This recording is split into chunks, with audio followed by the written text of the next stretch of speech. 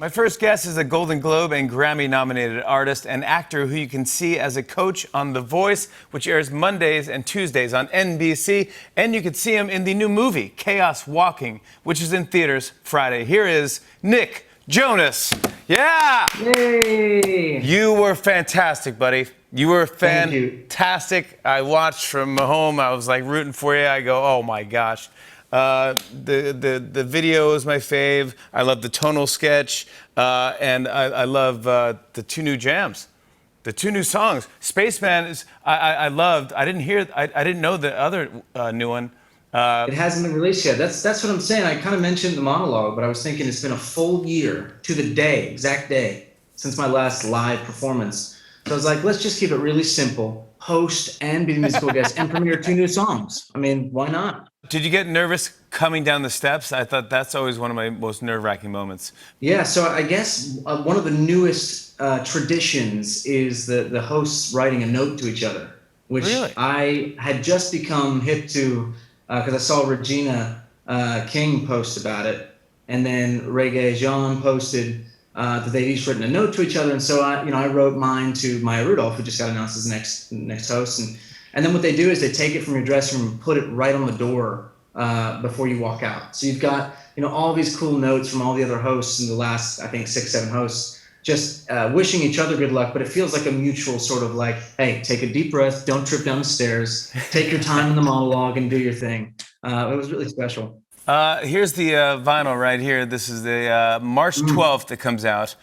Spaceman. Where did you shoot this? I'm assuming I know you. Did you go to space? Were you in Mars?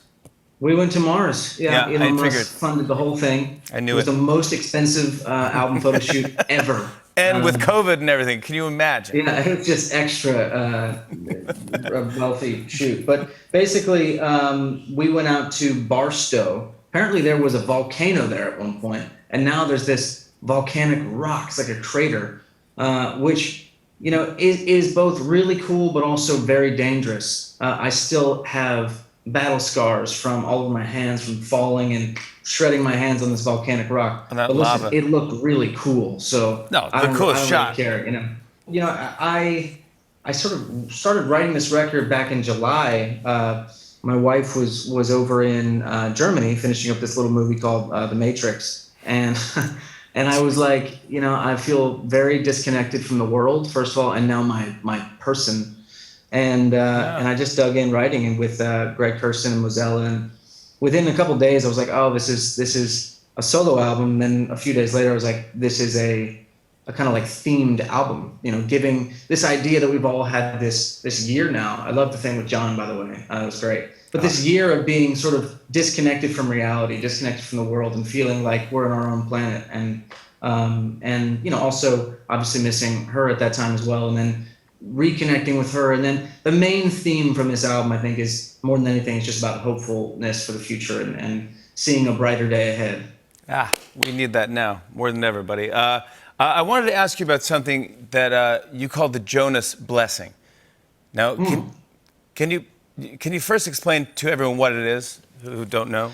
Sure, I'd be happy to. I mean, it's quite simple. In reality, what happened is that when the brothers got back together and we went on tour, and the Happiness Begins tour back in 2019, we had a number of athletes, high-performing athletes, come out to some shows. So the first was Cody Bellinger, who then went on to win the World Series with the Dodgers, right? Amazing. We had Patrick Mahomes, who in the 2020 Super Bowl won the Super Bowl with the Kansas City Chiefs. Wow. He came to a show in KC. And then Lewis Hamilton, who surpassed the all-time record. Oh, yeah. He went on to, after he came to a show, to do that. So basically, we established, and I think it was really me more than the brothers. I saw the trend. I was saying, we're going to have to start charging these athletes. If they want the Jonas blessing to come to a show and then go on to win a championship, they're going to have to pay up, Yeah. You think that it was you that came up with it, but it might have been someone else? Little known fact, too, Jimmy, is that Tom Brady, we actually did a private COVID-safe show for Tom Brady before the Super Bowl. And that's why. There you go.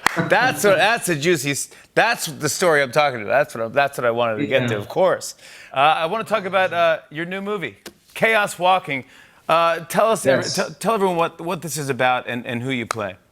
It's good. Well, Good you know, I was cast. happy to give these other actors, these scrubs, these newbies, a shot in this Oh. movie. You know, Tom Holland, Daisy Ridley, Oh my God. Mads Mikkelsen. No one's ever heard of him. Cynthia Erivo. So yeah, I don't know. I was just happy to be there with a cast like that. It was unbelievable. Doug Liman and then directing? obviously Doug Liman directing, the legend that he is. It's a wild ride. You know, it's a dystopian world where there's this settlement of men who basically something happened. I don't want to give too much away, but all of their thoughts and visions in their head are heard and seen in an orb around them. So as you can imagine, that creates some problems. I also want to talk about you returned as a coach on The Voice, and people love this. This is your second season as a coach, and I have a theory already. I feel like the first season, I think they gave you a good kind of ribbing. They kind of said like, oh, this is newbie, this guy, and then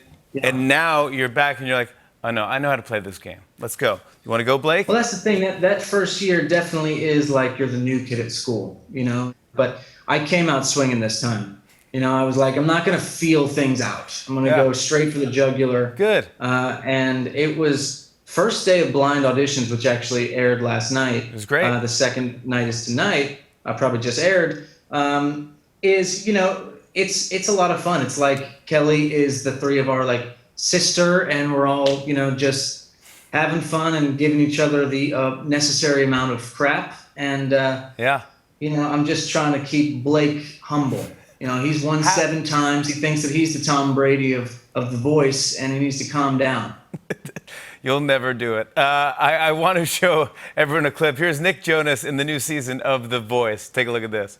I didn't know you got blocked. I didn't even realize you got blocked. Nor did I. You see what he's done, Nick? When Kelly blocked Blake, he set you up, making you think that he was here looking out for your interests. Wait, unless you did it. It can only be the person went before you, Nick. Yes, okay, so No, it that's was not you. true. That's not. That I didn't. Do you want to be on a liar's team? Blake always lies about it, too. If I did, it was an accident. I was trying to. Unbelievable. do this. It was an accident. He could have picked any of us to block. He must be that afraid of me Who as a did he coach. pick? Nick Jonas, everybody. The Voice blind auditions continue next Monday at 8 and Tuesday at 9 p.m. on NBC. Nick, we always ask you to do something and play a game or something. Would you mind? I would love to. I was actually thinking, this interview's so boring. Let's just play a game already. But more with Nick Jonas when we come back. Stick around. On and on and on. I said, and it's on.